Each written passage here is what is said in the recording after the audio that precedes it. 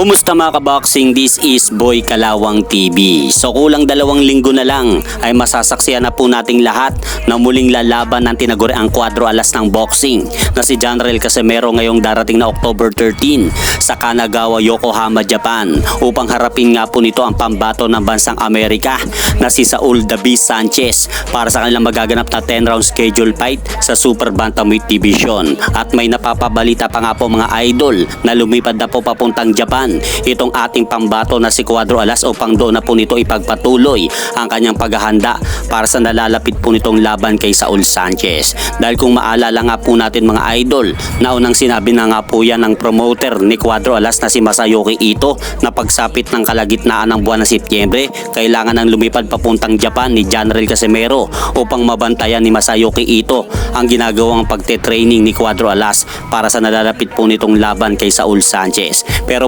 balita pa lang po yan mga idol, wala pa pong inilalabas ang kampo mismo ni Cuadro Alas kung nakalis na po ba ang ating pambato na si Janrael Casimero ng bansa. At speaking Janrael Casimero mga idol, nakapanayam nga po si Tokyo Olympics bronze medalist Yumir Felix Marcial sa Abante Sport at sinabi nga po nito na ang tanging boksingero lang na kayang tumalo kay Naoya Inoue ay itong si Janrael Cuadro Alas Casimero dahil sa estilo po daw nito at tapang sa ibabaw ng ring kapag lumalaban. At may pakiusap nga po mga idol si Tokyo Olympics bronze medalist Yumir Felix Marcial sa mga vlogger ng boxing na wag na po daw nating siraan at i-down si Janrael Casimero, bagkus dapat na lang po daw nating suportahan ang mga atletang Pilipinong boksingero kapag ito po daw ay lumalaban sa ibabaw ng ring.